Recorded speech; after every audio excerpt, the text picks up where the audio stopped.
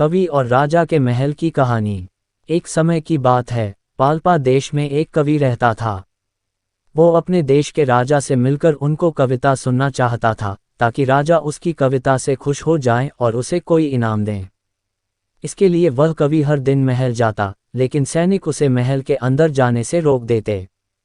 सैनिक कहते थे जब राजा उन्हें खुद से बुलाएगा, तभी वह महल के अंदर जा सकता है। रोज सिपाहियों से यही बात सुनकर वह वापस अपने घर चला जाता था। एक दिन जब वह वापस अपने घर पहुंचा, तो थोड़ी देर बाद उसकी पत्नी उससे कहती है कि देखना, शायद घर के दरवाजे पर कोई आया हुआ है। कवि ने जब दरवाजा खोला, तो उसने देखा कि एक आदमी उसके घर के बाहर खड़ा था। उस आदमी ने कवि से एक पते के बारे में पूछा और कहा कि उसे वहां जाना है। कवि ने जब वह पता देखा, तो उस आदमी से कहा कि आपको जिस नगर में जाना है वह यहाँ से बहुत दूर है। आप बहुत दूर से आए हैं और अभी शाम भी हो गई है। आप उस पते पर समय रहते नहीं पहुंच सकते। बेहतर होगा कि आप आज की रात हमारे ही घर में रुक जाएं। आदमी ने जवाब में कहा कि मेरे रुकने से आपको समस्या हो सकती है, इसलिए मैं अपने लिए कोई दूसरा स्थान ढूंढ लूंगा। मगर कवि के बार बार कहने पर वह आदमी कवि के घर में ही रुक गया। कवि के इस व्यवहार से उसकी पत्नी चिंता में पड़ जाती है। उसने कवि को बुलाया और धीरे से पूछने लगी, हमारे पास भोजन की कमी है। ऊपर से आपने किसी अनजान को घर में रोक लिया है।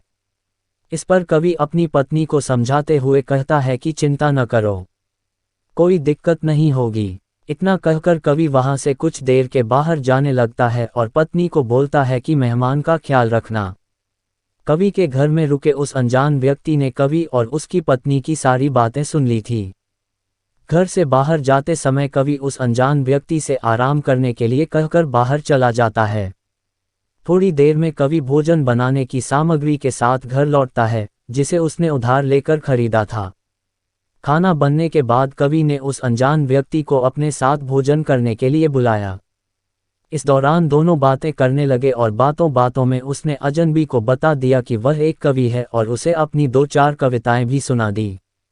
उस अनजान शख्स को कविताएं काफ़ी अच्छी लगी और उसने कवि की बहुत तारीफ की।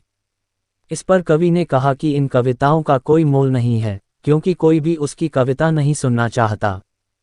फिर कवि ने उसे राजा और उसके सैनिक वाली बात भी बताई। इस पर उस अनजान आदमी ने कहा कि इसी तरह आपको हर रोज राजा के महल जाने की कोशिश जारी रखनी चाहिए। सुबह होते ही बिना कवि को बताए वह अनजान आदमी अपने पते पर निकल गया। उसी दिन कवि के पास राजा के सैनिक आए और उसे अपने साथ महल चलने के लिए कहने लगे। कवि सैनिकों के साथ राजा के महल गया और राजा को अपनी कविताएं सुनाई। इसके बाद राजा ने खुश होकर कवि को अपने महल में रख लिया और उसे ढेर सारा इनाम भी दिया। कवि को ये बात नहीं पता था कि राजा पहले भी उसकी कविता सुन चुके हैं। वो अनजान शख्स कोई और नहीं, बल्कि राजा ही था, जो अपना रूप बदलकर उसके घर आया था। कवि ने वापस घर जाकर अपनी पत्नी को इसके बारे में बताया। इस पर उसकी पत्नी कहती है कि वह अजनबी व्यक्ति आपके लिए भाग्यशाली था। उसके घर आते ही कि आपको काम और इनाम दोनों मिल गए। इसके बाद से कवि का जीवन बदल गया।